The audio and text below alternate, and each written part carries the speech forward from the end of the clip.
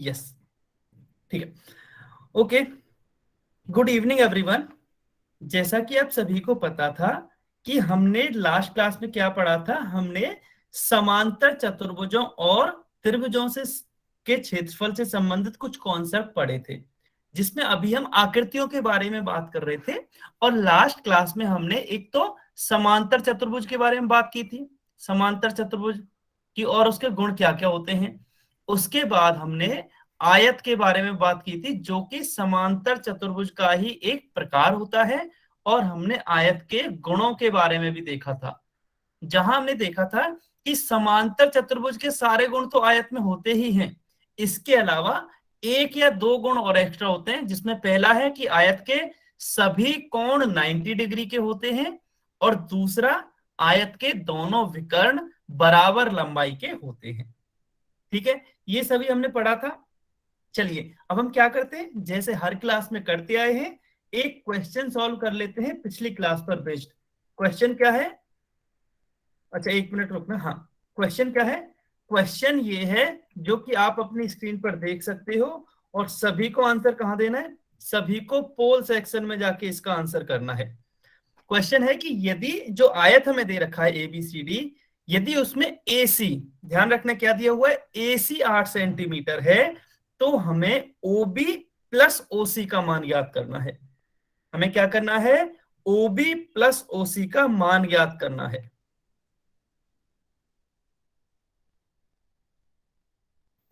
देखिए, तुक्का नहीं मारना किसी को। अगर आपका आंसर आ रहा है तो ही करना है, ऐसा नहीं है कि ये आंसर हो सकता है। आंसर पहले निकालिए। लास्ट क्लास में जो भी कॉन्सेप्ट हमने पढ़ाया था उस पर बेस्ड है, अगर आपको वो याद होगा तो आपका आंसर आराम से आ जाएगा। आसान सवाल है, सवाल कठिन नहीं है। सभी बच्चे आंसर करेंगे। समय ले लो, कोई बात नहीं, थोड़ा सा सोच लो कि इसको हम कैसे सॉल्व करेंगे, लेकिन कोशिश करो कि एक ही बार में सही से आंसर करने की कोशिश करो। अच्छा, सूरज कुमार के नाम से जो भी बच्चा बोल रहा है इजी है। हाँ, इजी तो सारे क्वेश्चंस होते हैं अगर आते हैं तो, अगर नहीं आते तो फिर वो कठिन हो जाते हैं। तो बहुत बढ़िया, काफी बच्चे आंसर दे चुके हैं, बहुत बढ़िया। काफी बच्चे आंसर दे चुके हैं, और ज्यादातर का सही भी है, बहुत ही बढ़िया। मतलब आपको याद भी है और आपको समझ में भी आ रहा है। ठीक है, अच्छी बात है। देखो, जब भी आप कोई भी क्लास अटेंड करो ना, एक बार पिछली क्लास का ना रिवाइज करके जरूर आया करो। उससे फायदा ये होता है कि आपको क्लास में अच्छी तरह से समझ में आता है। बहुत बढ़िया। अच्छा, लेकिन अभी तक सभी बच्चों ने आंसर नहीं दिया है। काफी बच्चे दे चुके हैं लेकिन सभी बच्चों ने आंसर नहीं दिया है। हाँ, करते हैं ना, बहुत ही बढ़िया, शाबाश। ऐसे ही सभी बच्चे रिवाइज करके आएंगे। हाँ जी, बिल्कुल सभी बच्चे रिवाइज करके आएंगे। अच्छा, पहले तो इस क्वेश्चन के सभी बच्चे आंसर करेंगे। सभी ने आंसर नहीं किया है, सभी बच्चे आंसर करेंगे। 15 सेकंड वेट करता हूं मैं। देखिए, क्वेश्चन आसान है। 15 सेकंड वेट करता हूं, इसके बाद सभी को, फिर हम इस क्वेश्चन को डिस्कस करेंगे। तब तक सभी बच्चे इसका आंसर करेंगे। बहुत बढ़िया। 10 सेकंड बचे हैं आपके पास, केवल 10 सेकंड से आपके पास, जल्दी से आंसर कीजिए। अभी तक बच्चे हैं, 3-4 बच्चे हैं जिन्होंने आंसर नहीं किया है। राजेश कुमार के नाम से जो भी बच्चा आपने हैंड रेज किया है, कोई डाउट है क्या, या गलती से हो गया है?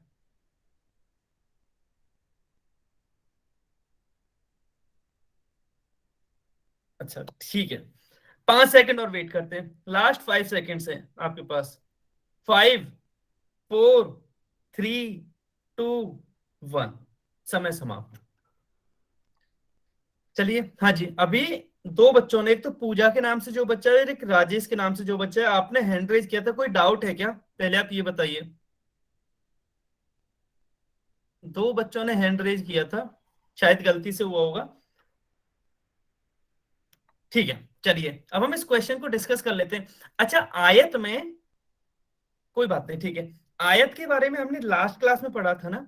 आयत के बारे में हमने ये पढ़ा था कि आयत के जो दोनों विकर्ण हैं वो बराबर लंबाई के होते हैं। सभी को याद है कि नहीं, कि आयत के जो दोनों विकर्ण हैं वो बराबर लंबाई के होते हैं, या फिर आयत के दोनों विकर्ण बराबर होते हैं, कैसे बोल सकते हो आप? सभी को याद है? बहुत बढ़िया, सभी को याद है ना। तो दो चीजें कौन कौन सी?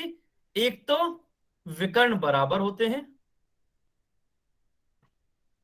विकर्ण बराबर होते हैं। और दूसरा क्या है? कि विकर्ण एक दूसरे को समद्विभाजित करते हैं, और दूसरा मैं शॉर्ट में ही लिख रहा हूं अभी, समद्विभाजित करते हैं, समद्विभाजित करते हैं। ठीक है, अगर आपको ये 2 पॉइंट याद है, आवाज नहीं आ रही? आवाज आ रही है ना मेरी? मेरी आवाज आ रही है? मैं चेक कर लेता हूं, हाँ मेरी आवाज आ रही है। यस यस आ रही है। हाँ देखो, 2 पॉइंट्स हैं, अगर आपको ये 2 पॉइंट्स याद है तो चलिए अब हम इस क्वेश्चन को आसानी से सॉल्व कर सकते हैं। कैसे? हमें दे रखा है AC 8 सेंटीमीटर। अब AC क्या है? AC इसका ये वाला विकर्ण है। ठीक है, ये क्या दे रखा हमें? ये 8 सेंटीमीटर दे रखा है। तो इसका दूसरा विकर्ण भी तो 8 सेंटीमीटर हो जाएगा। क्यों हो जाएगा? क्योंकि दोनों विकर्ण बराबर लंबाई के होते हैं, क्योंकि दोनों विकर्ण बराबर लंबाई के होते हैं। तो ये जो ब्लू वाला है विकर्ण, ये भी 8 सेंटीमीटर हो जाएगा, और जो ये रेड वाला विकर्ण है, ये जो रेड वाला विकर्ण है वो भी हाँ जी सेम ही होता है, 8 सेंटीमीटर हो जाएगा। तो पहला तो हमने ये कर लिया। अभी दूसरा क्या है कि समद्विभाजित करते हैं। समद्विभाजित का क्या मतलब है कि यदि मैं इस पॉइंट O को ये करूं तो AO की जितनी दूरी है, ये वाली जितनी दूरी है, उतनी ही दूरी OC की हो जाएगी। ठीक है, तो कितनी कितनी हो जाएंगी? ये 4 4 हो जाएंगी। बिल्कुल सही बात है, ये भी 4 हो गया, ये भी 4 हो गया। अच्छा, इसी तरह से यदि मैं दूसरे विकर्ण की बात करूं तो जितनी दूरी इसकी होगी उतनी ही दूरी इसकी होगी। तो ये भी तो टोटल 8 है, तो ये भी 4 4 हो जाएगा। ये 4 हो गया, ये 4 हो गया। ठीक है, अब हमें निकालना क्या है? देखिए अब हम आसानी से निकाल सकते हैं। हमें क्या निकालना है? OB plus OC। अब OB कितना निकला है हमारा? OB हम यहां से क्लियरली देख सकते हैं कि जो हमारा OB है वो 4 सेंटीमीटर है। OB क्या है? 4 सेंटीमीटर। इसी तरह OC भी 4 सेंटीमीटर है। तो OB प्लस OC कितना हो जाएगा? OB प्लस OC बराबर हो जाएगा 4 प्लस 4 या 4 प्लस 4, जिसका मान हमें 8 सेंटीमीटर मिलेगा। जिसका मान क्या मिलेगा? बिल्कुल सही बात है, इसका मान हमें मिलेगा 8 सेंटीमीटर, यानी कि ऑप्शन सी हमारा करेक्ट हो जाएगा। सभी बच्चे बताएंगे समझ में आया कि ये 8 सेंटीमीटर क्या होगा? देखिए अब आपको ये याद रखना है, आयत की जो, हाँ आयत की जो प्रॉपर्टीज है, आयत का जो गुण है वो आपको याद रखना है कि जो विकर्ण है वो बराबर होते हैं और एक दूसरे को समद्विभाजित भी करते हैं। बहुत बढ़िया, अगर ये आपको समझ में आ गया तो चलिए हम आज का पहला कॉन्सेप्ट पढ़ते हैं, जिसका नाम है वर्ग। तो आपको वर्ग के बारे में भी आपने सुन रखा होगा, और अभी हम आयत पढ़ चुके हैं, समांतर चतुर्भुज पढ़ चुके हैं, तो वर्ग पढ़ते हैं। देखिए वर्ग की क्या खासियत होती है। पहला तो ये कि जो वर्ग है उसकी चारों भुजाएं बराबर होती हैं। चारों भुजाएं बराबर होती है, सबको पता होगा। तो जो वर्ग होता है वो भी एक प्रकार का समांतर चतुर्भुज होता है। क्या होता है? समांतर चतुर्भुज होता है। इसका मतलब क्या है कि जो प्रॉपर्टीज या जो गुण समांतर चतुर्भुज के थे, अब कौन कौन से गुण थे? पहला था कि सम्मुख भुजाएं समांतर होती हैं, सम्मुख भुजाएं समांतर होती हैं। मैं जल्दी से लिख रहा हूं शॉर्ट में, समांतर। और क्या? सम्मुख भुजाएं बराबर भी होती हैं। ठीक है, सम्मुख कोण भी बराबर होते हैं। सम्मुख कोण भी, अपोजिट एंगल्स, सम्मुख कोण भी बराबर होते हैं। ठीक है, इसी तरह से और क्या है? यदि मैं विकर्ण की बात करूं तो विकर्ण एक दूसरे को समद्विभाजित करते हैं। ठीक है, ये तो प्रॉपर्टीज वर्ग में होगी ही। इसके अलावा कुछ और प्रॉपर्टीज भी होती है। वो क्या? कि इसका प्रत्येक कोण समकोण होता है। पहली ये कि इसका प्रत्येक कोण समकोण होता है। ठीक है, अब चलिए हम वर्ग की कुछ प्रॉपर्टीज और देख लेते हैं। देखिए ये वर्ग है, अगर ये वर्ग है तो इसका मतलब ये हुआ कि जितनी लंबाई ए बी की है उतनी ही लंबाई बी सी की होगी। ठीक है, उतनी ही लंबाई सी डी की होगी और उतनी ही लंबाई ए डी की होगी। क्योंकि ये तो हम जानते ही है ना कि वर्ग की चारों भुजाएं बराबर होती है, और यही हमने अभी पढ़ा है कि वर्ग की चारों भुजाएं बराबर होती हैं और चारों कोण भी 90 डिग्री के होते हैं। मतलब चारों कोण भी बराबर हो गए, तो चारों कोण भी बराबर हो गए 90 डिग्री के, और चारों भुजाएं भी बराबर होती हैं। ये आपको याद रखना है। इसके बाद और क्या है? इसके बाद देखिए ये चूंकि ये समांतर चतुर्भुज की तरह भी काम करता है, तो इसका मतलब क्या हुआ कि जो ए बी है वह सी डी के समांतर होगी और जो ए डी है वह बी सी के समांतर होगी। ठीक है, और ये इसके बराबर भी होती हैं। ठीक है, ये हम सब पढ़ ही चुके हैं कि वर्ग की जो सभी भुजाएं होती हैं वो बराबर माप की होती हैं, ये तो हमने सबसे पहले सीख लिया था। अब इसके बाद ये भी हमने देखा था कि वर्ग के सभी कोण क्या होते हैं, ये समकोण होते हैं। समकोण का मतलब राइट एंगल, यानी कि सारे कोणों का मान 90 डिग्री होता है। सारे कोणों का मान क्या होता है, 90 डिग्री होता है, बिल्कुल सही है। हाँ, अब देखिए, अब आते हैं विकर्ण पे। तो दो चीजें आपको समझनी है। क्या, समांतर चतुर्भुज में क्या होते हैं कि विकर्ण बराबर हो ऐसा जरूरी नहीं है, लेकिन एक दूसरे को समद्विभाजित करते हैं। ये पढ़ा था हमने समांतर चतुर्भुज में। इसके बाद आए हम आयत पे। आयत में क्या हुआ कि विकर्ण बराबर भी होते हैं और एक दूसरे को समद्विभाजित भी करते हैं। अब आए हम वर्ग पे। तो वर्ग में क्या है कि विकर्ण बराबर भी होते हैं और एक दूसरे पर लंब होते हैं। लंब का मतलब क्या है कि जहां विकर्ण एक दूसरे को काटते हैं वहां 90 डिग्री के कोण बनते हैं। मतलब ये एंगल भी 90 डिग्री का होता है, ये एंगल भी 90 डिग्री का होता है, ये एंगल भी 90 का होता है और ये एंगल भी 90 डिग्री का होता है। तो स्पेशल चीज इसमें बस यही थी वर्ग में, बाकी तो सेम वही थे जो हम अभी तक पढ़ते आए हैं। ठीक है, स्पेशल चीज क्या थी, विकर्ण। अच्छा, आपको ना वैसे समांतर चतुर्भुज की बात करूं, चाहे मैं आयत की बात करूं, चाहे मैं वर्ग की बात करूं। हाँ जी, आपके डाउट पे आता हूँ, किसी बच्चे ने किया, 1 मिनट आता हूँ आपके डाउट पर। मैं पहले जल्दी से समराइज कर लेता हूँ, आपके डाउट पे आता हूँ, 1 मिनट रुकना। ठीक है, एक तो समांतर चतुर्भुज की बात करें, चाहे आयत की बात करें, चाहे वर्ग की बात करें, सभी में लगभग सेम प्रॉपर्टीज होती हैं।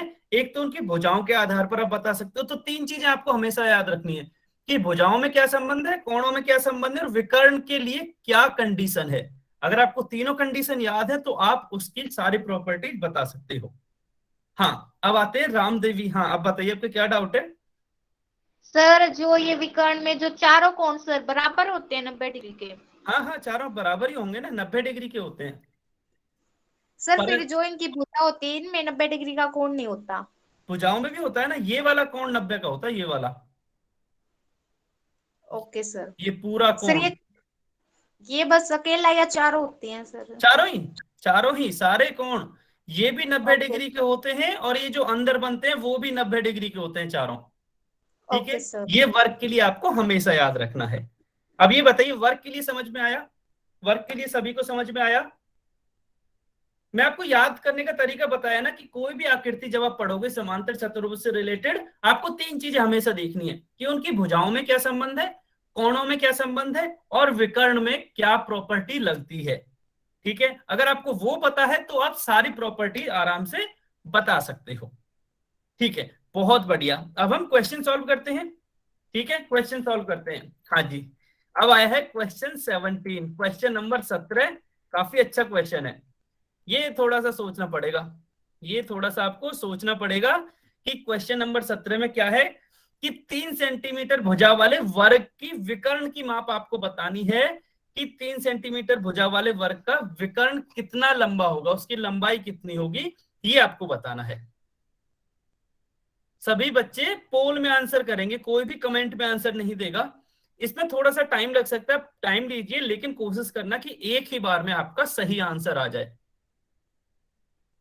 आप पहले, अच्छा ये करो, सॉल्व कैसे करोगे, आप पहले अपनी कॉपी में एक वर्ग बनाइए। ठीक है, उसकी भुजाओं के 3-3 सेंटीमीटर लिखिए।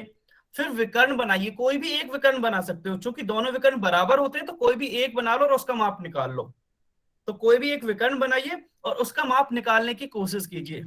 देखिए, अच्छा मैं हिंट दे देता हूं आपको कि जैसे ही आप विकर्ण बनाओगे ना तो उसके अंदर एक त्रिभुज बना हुआ दिख जाएगा आपको, एक विशेष प्रकार का त्रिभुज जो कि हम पढ़ चुके हैं। उस त्रिभुज में आप आसानी से, उस त्रिभुज से आप आसानी से निकाल सकते हो कि विकर्ण की लंबाई कितनी होगी। ये मैंने हिंट दे दी है, अब सॉल्व आपको करना है। टाइम ले लेना, जल्दबाजी कोई कोई नहीं करेगा, आराम से, और फिर इसको सॉल्व करके बताना है आपको। ठीक है, थोड़ा समय लेंगे, जल्दबाजी नहीं करनी किसी को भी, जल्दबाजी किसी को भी नहीं करनी है।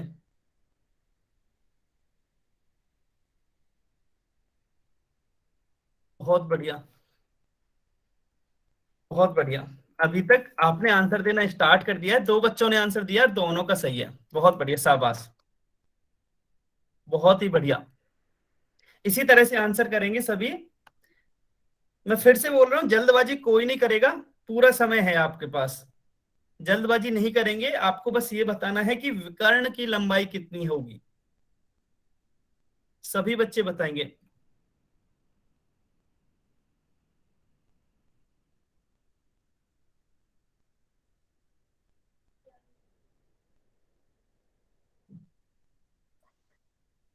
क्लिक नहीं हो रहा? क्लिक तो होगा ना? नहीं, काफी बच्चों का हो रहा है, क्लिक तो होगा। काफी बच्चों का क्लिक हो रहा है। क्लिक करने में हाँ, आंसर पर मैं समझ रहा हूँ। नहीं, काफी बच्चों ने आंसर किया है तो क्लिक तो हो रहा है। आप नेटवर्क चेक कीजिए, आपके नेटवर्क सही आ रहे हैं ना? हाँ, इसमें ना मिला जुला आंसर आ रहा है। खुशबू, हाँ, आपका कोई डाउट है क्या? खुशबू बाबल के नाम से जो बच्चा है आपका? No sir, no sir. ठीक है, ठीक।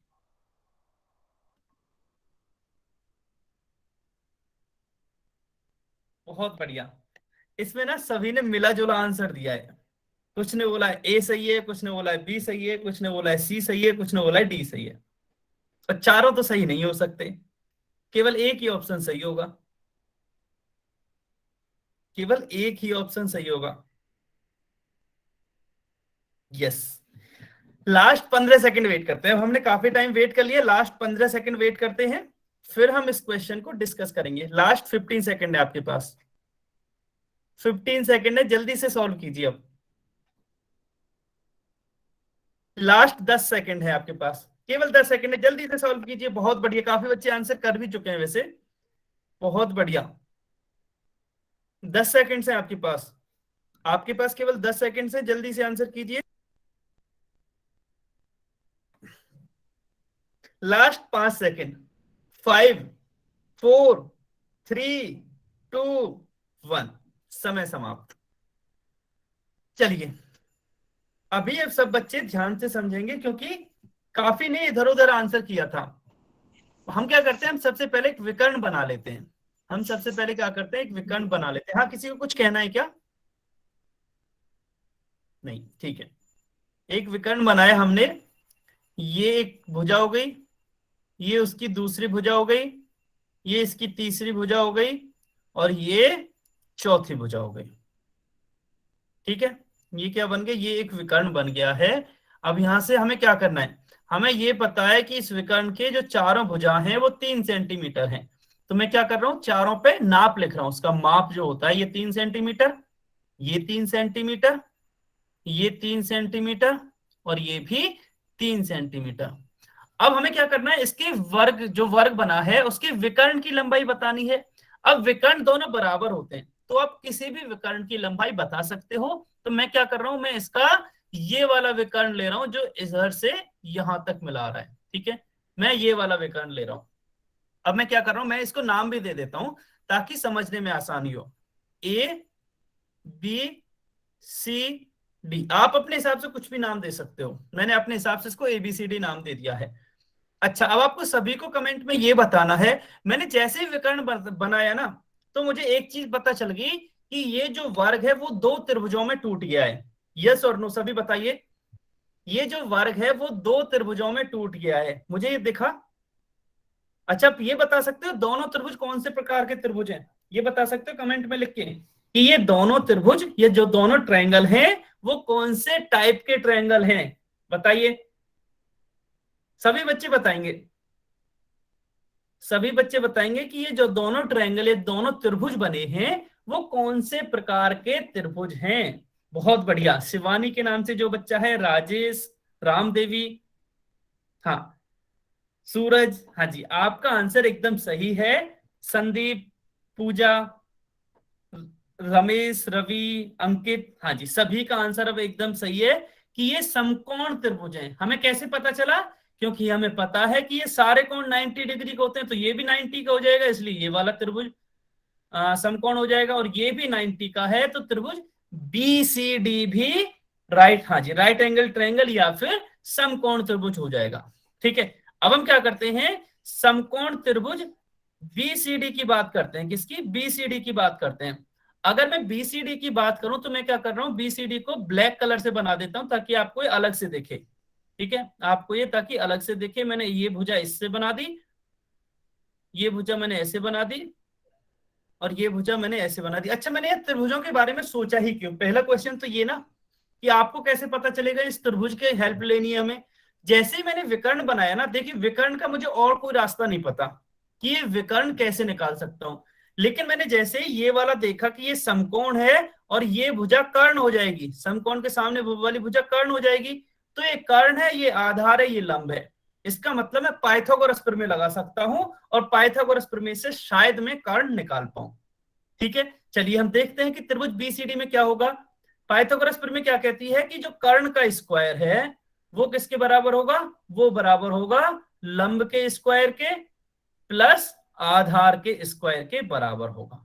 ठीक है, ये हम पाइथागोरस प्रमेय आसानी बहुत पहले ही पढ़ चुके हैं, जो कि हमें याद भी है। चलिए अब आगे क्या है, कर्ण तो हमें निकालना ही है, फिर लंब कितना होगा, लंब हो गया इसमें 3 सेंटीमीटर, यानी कि 3 का स्क्वायर प्लस आधार भी 3 है तो ये भी 3 का स्क्वायर आएगा।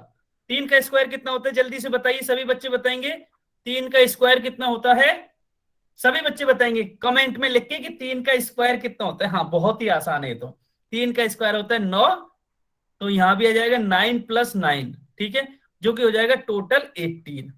इसका मतलब मैं अलग लिख रहा हूं अब यहां कि कर्ण का स्क्वायर कितना मिला है हमें, कर्ण का स्क्वायर मिला है हमें 18। ठीक है, अगर कर्ण का स्क्वायर 18 है तो मैं क्या कर्ण को √18 लिख सकता हूं क्या, यस और नो ये बताओ। अगर कर्ण का स्क्वायर 18 है तो कर्ण को मैं √18 लिख सकता हूं क्या, √18 लिख सकता हूं, यहां किसी को डाउट। देखिए ये हमेशा होता है, कैसे, अच्छा ये सभी को समझ में आ गया ना, फिर तो ठीक है, फिर तो कोई बात ही नहीं है, जब ये सभी को समझ में आ गया।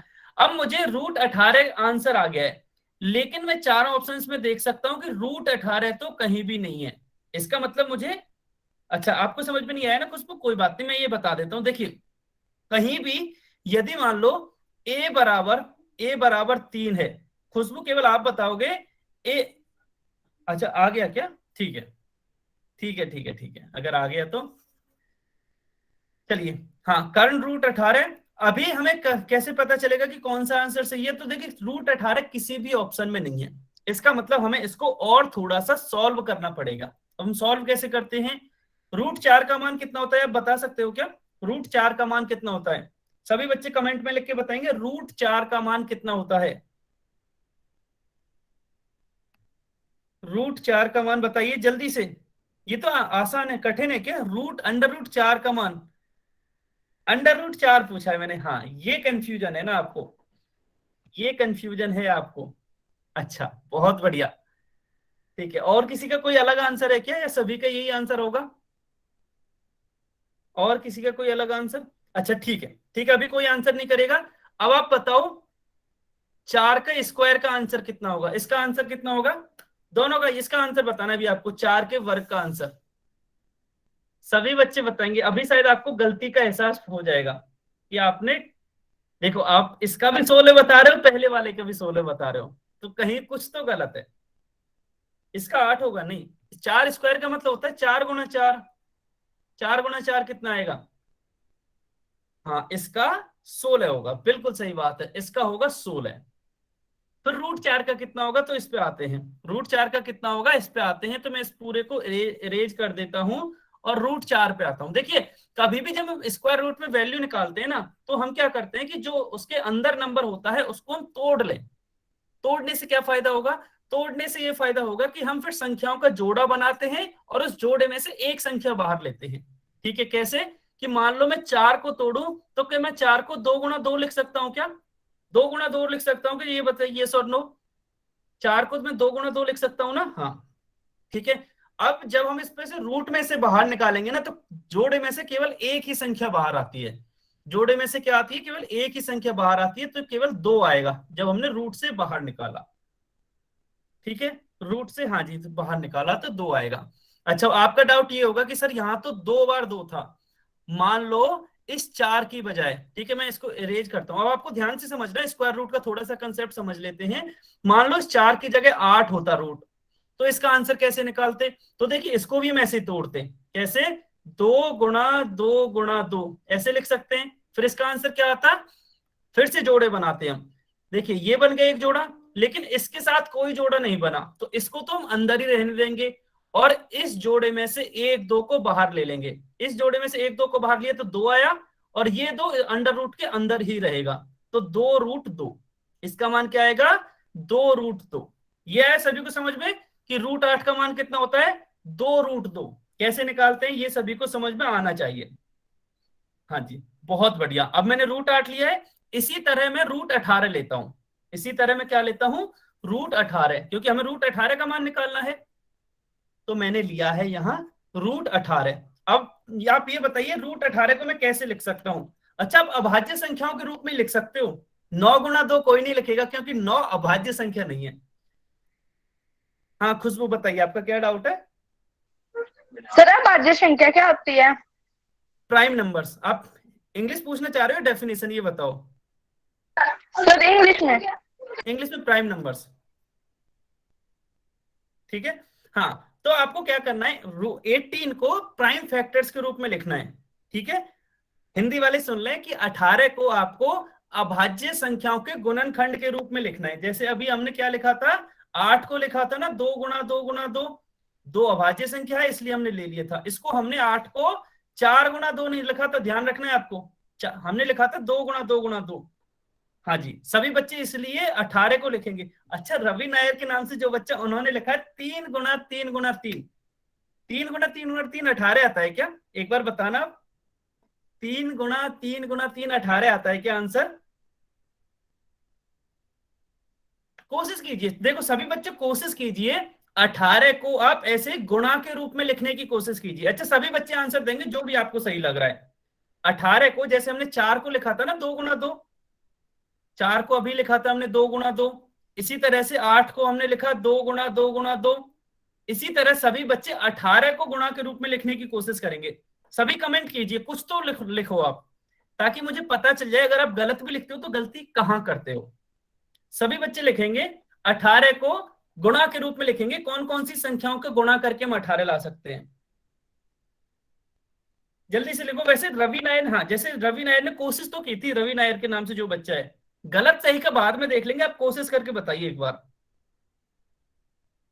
सभी बच्चे कुछ तो लिखिए, अब ऐसे तो नहीं। आप जब तक लिखोगे नहीं तो शायद आपको अपनी गलती नहीं पता चलेगी।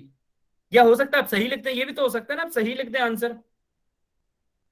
सभी लिखने की कोशिश कीजिए। किसी को नहीं हो रहा क्या 18 को? हाँ ठीक है, एक बच्चे ने लिखा। सूरज कुमार जी आप कोशिश 6 × 6 × 6 तो बहुत ज्यादा हो जाएगा। जैसे रमेश दैया के नाम से जो बच्चा है उनका ठीक है, फिर भी आंसर सही है कि नहीं वो नहीं पता, लेकिन उन्होंने उनका गुणा करने पर 18 आएगा। इसी तरह आप बता सकते हो और संख्याएं, इसी तरह से बता सकते हो क्या? ठीक है, मैं बता देता हूं कैसे करते हैं।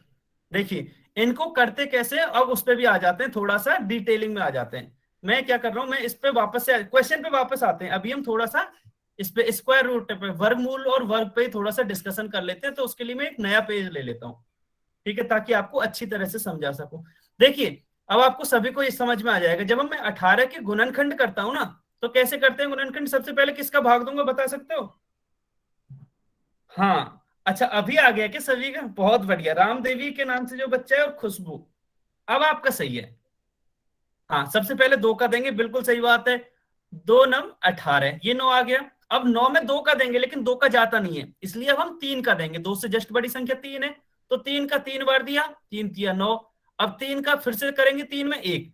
तो ये जब तक भाग देना है जब तक कि यहाँ लास्ट में 1 ना बचे, ठीक है। अब फिर मुझे क्या पता चलेगा कि 18 के गुणनखंड क्या बने हैं? तो ये जो तीनों संख्याएं आती हैं वो 18 के गुणनखंड कहलाती हैं। मतलब हम 18 को ऐसे लिख सकते हैं कि पहली संख्या ली 2 गुणा दूसरी संख्या ली 3 गुणा अगली संख्या ली 3, ऐसे लिख सकते हैं ना।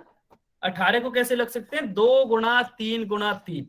अच्छा, वैसे ये ना आपको बहुत पहले पढ़ा देते हैं, लेकिन मैंने यहाँ फिर भी समझाया ताकि आपका कोई भी डाउट रहे ना। चलिए, अगर आपको ये समझ में आया ना, अब आप 27 को बता दीजिए। चलो इस पे वापस से आते हैं क्वेश्चन पे। अभी मैं यही थोड़े से 1-2 क्वेश्चन पूछ लेता हूं कि 27 को कैसे लिख सकते हैं हम। सभी बच्चे बता सकते हैं 27 को?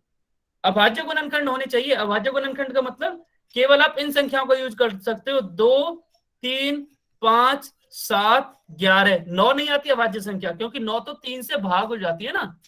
तो अभाज्य संख्या वे होती है जो कि खुद से और एक के अलावा किसी और से भाजित ना हो, ठीक है।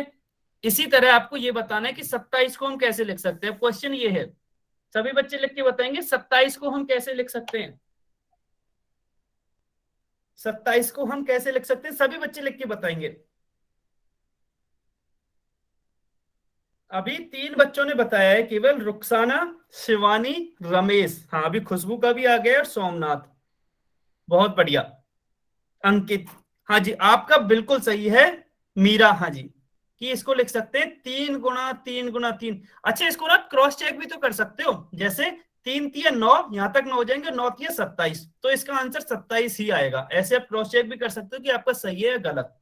ऐसे यदि मैं इसको करूं तो 2×3 = 6 और 6×3 = 18, तो ऐसे भी आप क्रॉस चेक कर सकते हो। हाँ जी समझ में आ गया। अब आपको गुणनखंड समझ में आया, अब हम उल्टा चलते हैं। गुणनखंड समझ में आया सभी को कि किसी भी संख्या को गुणनखंड कैसे करते हैं, यस और नो। गुणनखंड मतलब फैक्टर, फैक्टर्स कैसे करते हैं। हाँ जी अगर ये समझ में आ गया तो वापस हम वर्गमूल पे चलते हैं। ठीक है, अब हमें 18 का पता चल गया, 18 को लिख सकते हैं हम 2×3×3। तो √18 को कैसे लिखेंगे, √18 को लिखते हैं हम अंडर रूट, इधर भी 2×3×3। ठीक है, अब हमें क्या करना है, इसको सॉल्व कर सकते हैं। क्यों, क्योंकि ये दोनों का हम युग्म बना सकते हैं। युग्म किसका, हम समान संख्याओं का बनाते हैं। 2 का युग्म बनाने के लिए कोई दूसरा 2 नहीं है हमारे पास, लेकिन 3 जो है, नंबर 3 है, ये संख्या 3 है, वो 2 बार गुणा हो रही है, तो इसका एक युग्म बन गया, और इस युग्म में से एक संख्या बाहर आ जाएगी, मतलब 3 बाहर आ गया। अब 2 का कोई युग्म नहीं बना है तो वो अंडर रूट के अंदर ही रहेगा। हाँ जी 3 का पेयर बना, तो √18 का समझ में आया कितना होगा, √18 का 3√2। ये सभी को समझ में आया कि √18 को हम लिख सकते हैं 3√2। सभी को समझ में आया, सभी बच्चे बताएंगे, सभी बच्चे बताएंगे। अच्छा ठीक है, तो हम वापस से क्वेश्चन पे आते हैं। ये आ गया ना, √18 को क्या लिख सकते हैं, 3√2। तो यहाँ √18 है, इसकी जगह हम क्या लिख सकते हैं, 3√2। तो कर्ण कितना हो जाएगा, कर्ण हो जाएगा अपना 3√2, यानी कि जो ऑप्शन ए है वो हमारा सही आंसर होगा। ऑप्शन ए सही आंसर होगा। सभी को समझ में आया, ये बताइए। इसमें ईमानदारी से बताना है, क्योंकि अगर इसमें आपने गलती करी या इसमें कंफ्यूजन है तो मैं फिर से समझा दूंगा। आप ये बताइए, सभी को समझ में आया ना।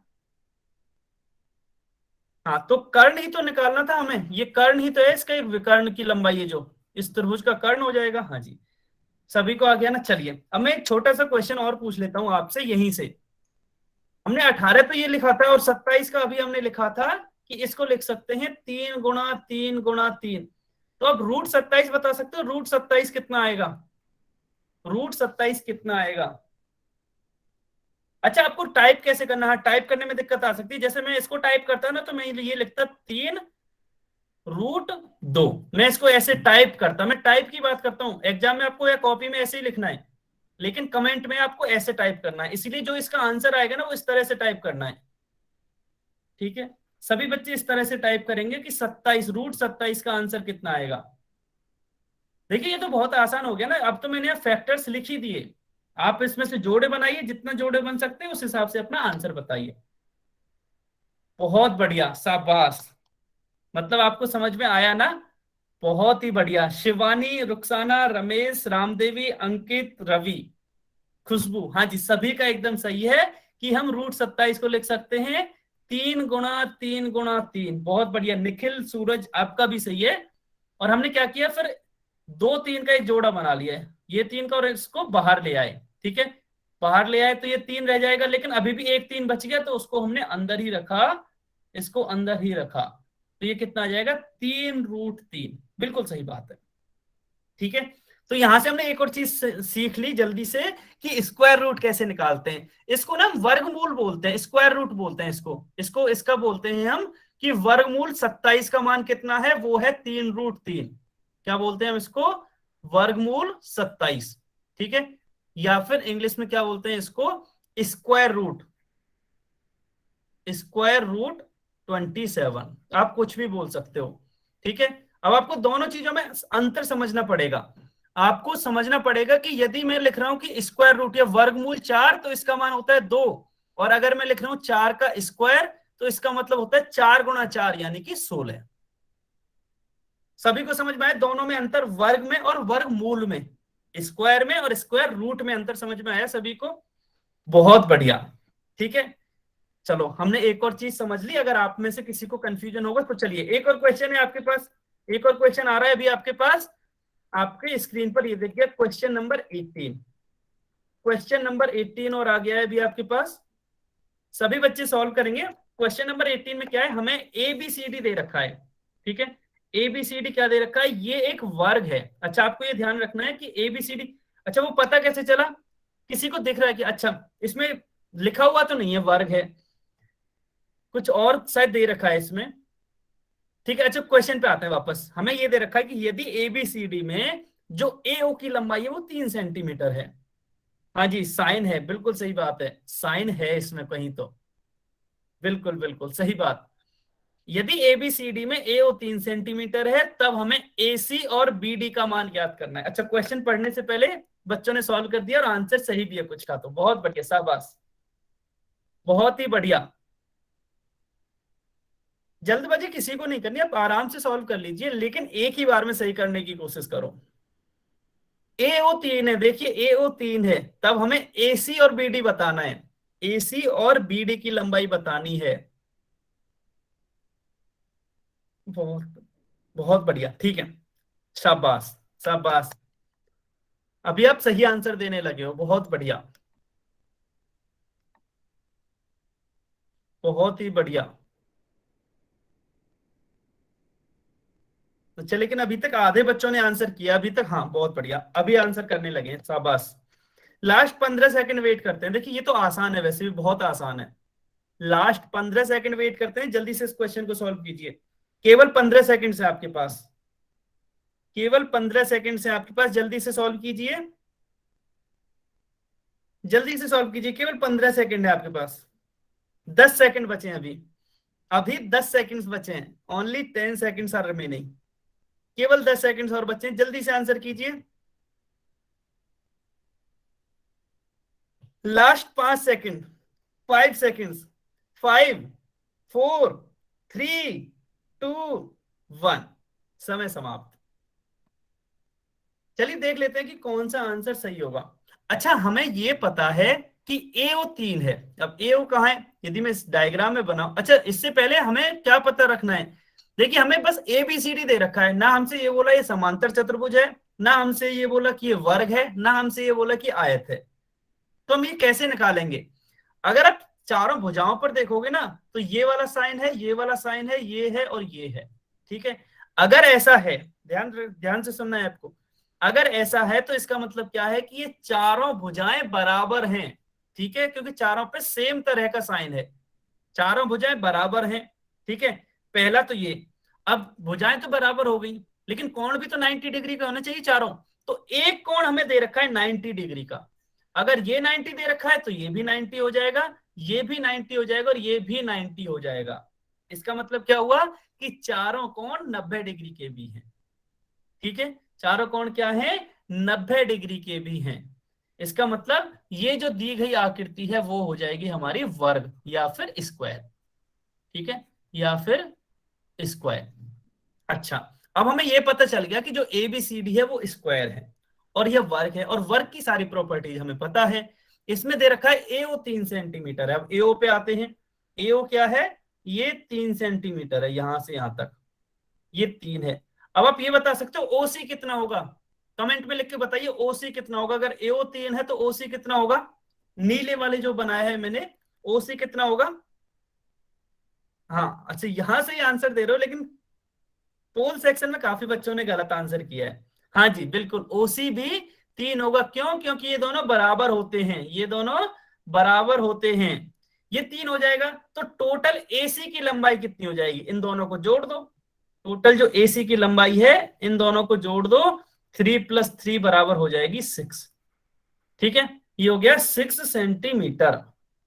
अब हमें एसी तो पता चल गया, एसी तो पता चल गया 3 है, लेकिन बीडी कैसे पता चलेगा। अच्छा अगर आप विकर्ण के अभी जो गुण पढ़े थे, प्रॉपर्टीज पढ़ी थी, उनको याद करो तो वहां क्या था कि विकर्ण के जो दोनों वर्ग के जो दोनों विकर्ण है वो बराबर होते हैं, वर्ग के दोनों विकर्ण बराबर भी होते हैं। इसका मतलब जितना एसी है उतना ही ये बीडी भी हो जाएगा, तो बीडी भी कितना होगा, बीडी हो जाएगा 6 सेंटीमीटर। तो बीडी भी 6 है और एसी भी 6 है, तो ऑप्शन डी हमारा करेक्ट होगा। अब जल्दी से बताइए ये समझ में आया? अगर हाँ तो हम अगले कॉन्सेप्ट पर चलते हैं, अगर नहीं तो मैं फिर दोबारा से समझा दूंगा। सभी को समझ में आया? सभी बच्चे बताएंगे कि इसमें दोनों की लंबाई 6 सेंटीमीटर क्यों होगी। बहुत बढ़िया, बहुत बढ़िया। अगर आपको समझ में आया तो चलिए हम आज का अगला कॉन्सेप्ट पढ़ते हैं, जिसमें हम समचतुर्भुज के बारे में पढ़ते हैं। तो ये समांतर चतुर्भुज का लास्ट प्रकार है। मैं फिर से आपको याद दिला देता हूं हमने क्या क्या पढ़ा था। समांतर चतुर्भुज में सबसे पहले पढ़ा था इसका एक प्रकार आयत, दूसरा प्रकार वर्ग और तीसरा प्रकार था समचतुर्भुज। ठीक है, समचतुर्भुज। ठीक है, अब आयत के बारे में पढ़ चुके हैं, वर्ग के बारे में पढ़ चुके हैं। अब हम समचतुर्भुज के बारे में पढ़ेंगे, या रोम्बस कहते हैं जिसको, कि समचतुर्भुज होता क्या है और इसकी क्या क्या प्रॉपर्टीज होती हैं। देखिए, समचतुर्भुज एक समांतर चतुर्भुज होता है, ये तो हमें पता ही है क्योंकि ये समांतर चतुर्भुज का ही तो एक प्रकार है। तो समचतुर्भुज एक समांतर चतुर्भुज होता है। कैसा? कि जिसकी चारों भुजाएं बराबर होती हैं। अब अंतर समझना है आपको, समांतर चतुर्भुज में आमने सामने वाली भुजाएं बराबर होती हैं, चारों बराबर नहीं होती। लेकिन समचतुर्भुज में चारों भुजाएं बराबर होती हैं। मैं दोनों में अंतर समझा देता हूं कि एक तो ये होगी, एक ये हो गई। ठीक है, अच्छा ये टेढ़ी हो गई, थोड़ी सी आप अज्यूम कर लेना सीधी है। तो मान लो ये दोनों समांतर हैं और ये दोनों समांतर हैं, तो इसका मतलब क्या हुआ, ये तो हो गया समांतर चतुर्भुज। ये क्या हो गया, समांतर चतुर्भुज। क्यों? क्योंकि इसकी ये वाला आमने सामने वाली ये भी बराबर है और ये भी बराबर है, लेकिन चारों भुजाएं बराबर नहीं है। अगर इसकी चारों भुजाएं बराबर हो जाएंगी तो ये समचतुर्भुज हो जाएगा। जैसे यदि इस चतुर्भुज में हम देखें तो यहाँ ए बी बराबर है बीसी के, यानी कि ये वाली भुजा बराबर है बीसी के, और ये बीसी बराबर है सीडी के, और सीडी बराबर है एडी के। मतलब ये चारों भुजाएं बराबर हैं, इसलिए ये समचतुर्भुज है। यहां आपको ध्यान रखना है, देखिए समचतुर्भुज में और समांतर चतुर्भुज में हमने कोणों का माप नहीं बताया। कोणों का माप केवल दो में ही पता होता है हमें, या तो आयत में पता होता है 90 डिग्री, या फिर वर्ग में पता होता है 90 डिग्री। ना तो हमें समांतर चतुर्भुज में पता होता, ना हमें समचतुर्भुज में पता होता। ठीक है, चलिए अब इसमें जो समांतर चतुर्भुज के सारे गुण है वो तो होते ही हैं, वो तो होते ही हैं, लेकिन इसमें एक गुण और एक्स्ट्रा होता है। पहला तो हमने समझ लिया कि समचतुर्भुज की सभी भुजाएं बराबर होती हैं, जबकि समांतर चतुर्भुज में नहीं होती, समचतुर्भुज में होती है। यानी कि पैरेललोग्राम में नहीं होती, लेकिन रोम्बस में होती है। जो चारों साइड्स होती है वो इक्वल होती हैं।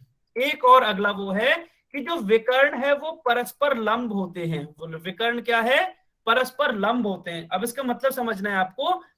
परस्पर लंब का मतलब कि जहां ये काटते हैं ना, वहां ये 90 डिग्री का कोण बनता है। वहां क्या बनता है? 90, और चारों साइड ही 90 डिग्री का कोण बनेगा। अब आपको लगेगा सर वर्ग में भी तो हो रहा था। बिल्कुल, वर्ग में भी है चारों पॉइंट्स पे 90 डिग्री का कोण बन रहा था। लेकिन अगर आपको याद होगा तो वर्ग में ये वाला कोण भी 90 होता था वर्ग में, लेकिन समचतुर्भुज में जरूरी नहीं है कि ये 90 हो। इस कोण के बारे में हम कुछ नहीं कह सकते, इसलिए हम इस कोण के बारे में नहीं बताया है। हमने केवल इन चारों कोणों के बारे में बताया है कि ये सभी 90 डिग्री के होते हैं। ये चारों कोण 90 डिग्री के होते हैं। ठीक है, सभी को समझ में आया कि ये चारों कोण जो अंदर वाले हैं वो 90 डिग्री के होते हैं? अगर हाँ तो हम क्वेश्चन करते हैं। हाँ बताइए, रुखसाना के नाम से जो बच्चा है, आपने सर ये डाउट है सभी तो? सर ये सभी 90 डिग्री के होते हैं या एक होता है 90 का?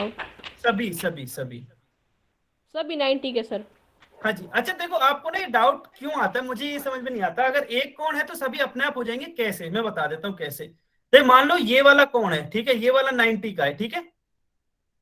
अगर ये वाला 90 का है तो ये पूरा कोण 180 होता है, तो जो बचेगा ये बाकी का ये भी तो 90 रहेगा ना। ओके तो सर। इसलिए ये भी 90 हो जाएगा। अब अगर ये 90 हो गया है, ये ब्लू वाला, तो अब इस साइड देखिए ये 180 होगा, इसलिए ये ब्लू वाला भी 90 हो जाएगा। अगर ये 90 हो गया है तो फिर ये वाला पूरा देखिए ये 180 होता है, तो इसलिए ये भी 90 हो जाएगा। तो यहां तो आपको ऐसे देख लेना है कि अगर एक है तो यहां तो चारों अपने आप ही हो जाएंगे ना, क्योंकि बाकी के एक सीधे रेखा पर बने हुए हैं। और एक 90 है तो बाकी का दूसरा भी 90 होगा। इस तरह से लगा लेना तो आपका अपने आप पता चल जाएगा कि सारे कोण 90 डिग्री के होते हैं जो विकर्ण बनाते हैं एक दूसरे पर। ठीक है, चलिए अब हम एक क्वेश्चन करते हैं। क्वेश्चन नंबर 19 देखिए, बहुत ही आसान क्वेश्चन है, इसमें गलती नहीं होनी चाहिए। बहुत ही आसान क्वेश्चन है, क्वेश्चन नंबर 19। अभी हमने इसी उस पर डिस्कस किया है। सभी को ये बताना है कि एक हमें समचतुर्भुज, जैसे क्लियरली दे रखा है कि ये समचतुर्भुज है ABCD, और इसमें एंगल OBC लिखा भी हुआ है 55 डिग्री, और डायग्राम में दे भी रखा है कि 55 डिग्री है। तब आपको OCB ये बताना है। अच्छा, मैं इसमें हेल्प कर देता हूं कि एंगल पहचानते कैसे। OCB का मतलब क्या है कि O से चलो, C से होते हुए B पे आ जाओ, तो यहाँ कौन सा कोण बना, ये वाला कोण, ये वाला कोण बना। तो मैं इसको ये वाला कोण बताना है आपको, ये वाला कोण कितना होगा। और सभी बच्चे पोल में बताएंगे, कमेंट में कोई नहीं बताएगा। सभी बच्चे पोल सेक्शन में बताएंगे, कमेंट में कोई नहीं बताएगा। इसमें भी आप टाइम ले लो, जल्दबाजी किसी को नहीं करनी। इसमें भी आप समय ले सकते हो, जल्दबाजी कोई नहीं है, लेकिन कोशिश करो कि आपका आंसर एक बार में ही सही आ जाए। आपका आंसर एक बार में ही सही आए, ठीक है। हाँ, अभी सही आने लगा। स्टार्टिंग में 3 बच्चों ने आंसर किया था, वो तो तीनों का गलत था, लेकिन अभी जिन बच्चों ने आंसर किया उनका सही है शायद। बहुत बढ़िया। चलिए, सभी बच्चे आंसर देंगे, हाँ सभी बच्चे आंसर देंगे, ताकि मुझे भी पता चल जाए कि आपको कहाँ समस्या आती है, किस तरह के सवालों को हल करने में समस्या आती है, ताकि हम उनको और अच्छी तरह से समझ सकें। सभी बच्चे आंसर करेंगे, इसलिए आपने जितना समझा है उसके आधार पर जो भी आपको आंसर लगता है वो आप सेलेक्ट कीजिए, वो आंसर आप सेलेक्ट कीजिए। फिर हम इसको डिस्कस करेंगे, और आपका कोई डाउट होगा तो वो भी क्लियर करेंगे, वो भी क्लियर करेंगे। ठीक है, अभी तक कुछ बच्चों ने आंसर किया है, लेकिन सभी ने नहीं किया। अभी आधे बच्चों ने ही आंसर किया है। लास्ट 20 सेकंड रुकते हैं हम, 20 सेकंड और रुकते हैं। जल्दी से आंसर कीजिए आप, 20 सेकंड है अपने पास, जल्दी से आंसर कीजिए। लास्ट 15 सेकंड है, 15 सेकंड से अपने पास, 15 सेकंड और हैं, जल्दी से आंसर कीजिए।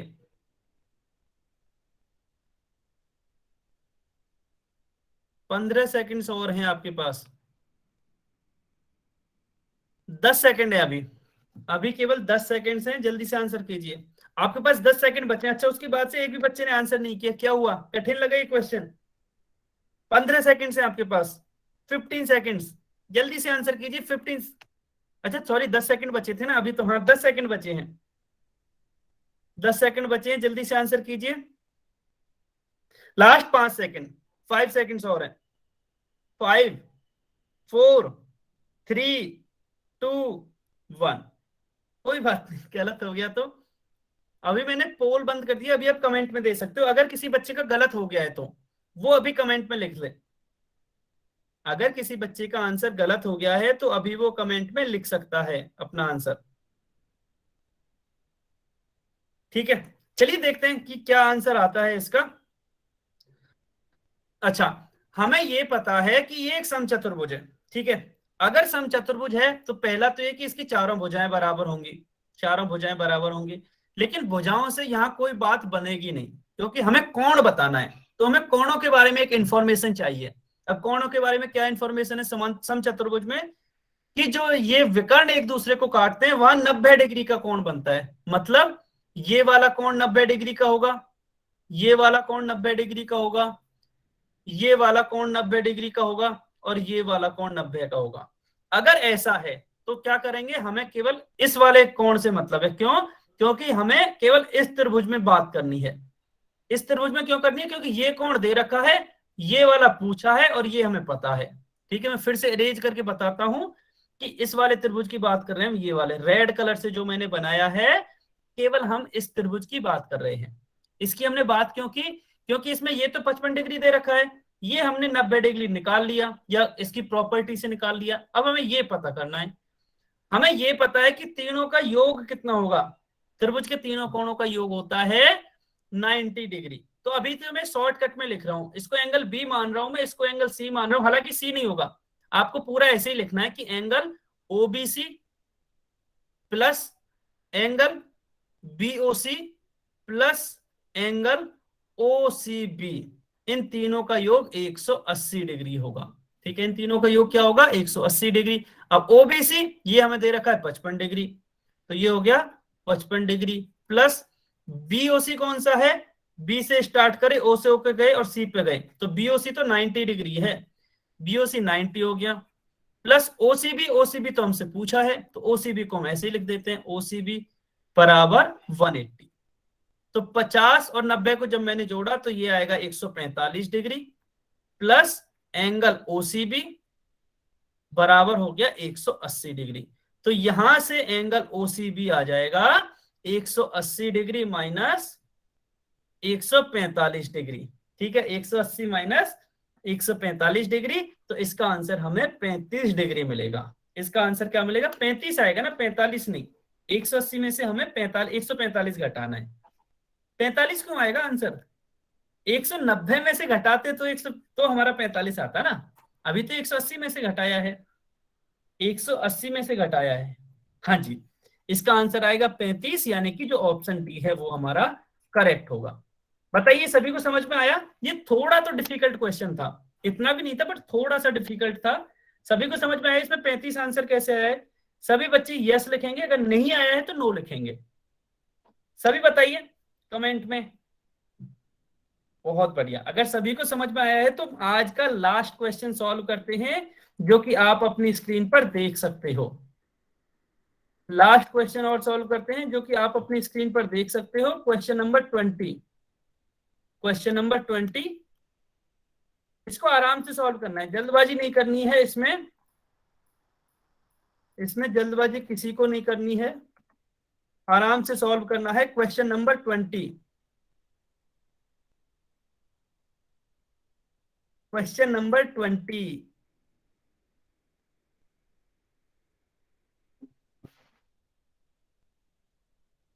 सभी बच्चे सॉल्व करेंगे क्वेश्चन नंबर 20। हाँ खुशबू, आपको कोई डाउट है? शिवानी, सर ये x-1 क्या है? अच्छा हाँ, तो ये दे रखा है कि यहां से यहां तक की लंबाई तो है 3, ठीक है, और बाकी जो बाकी का पार्ट है ये वाला, इसकी लंबाई है x-1। तब आपको ये बताना है कि x कितना होगा। ठीक है, ओके सर। ओके। सभी बच्चे आंसर करेंगे?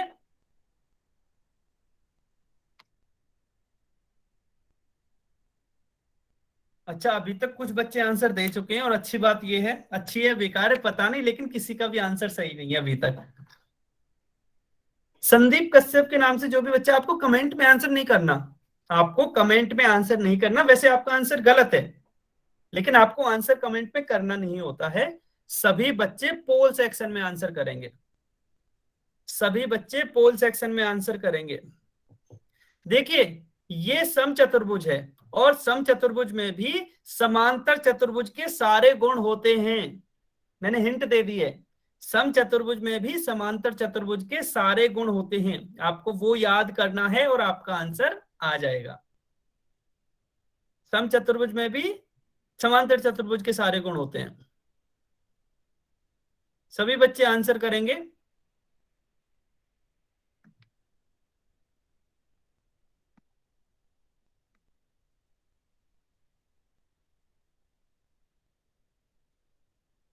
बहुत बढ़िया, कुछ ने आंसर तो किया है, देखते हैं कि किस किस का सही है। ठीक है, मैंने हिंट तो आपको दे ही दी है, बाकी का आपको खुद से सॉल्व करना पड़ेगा।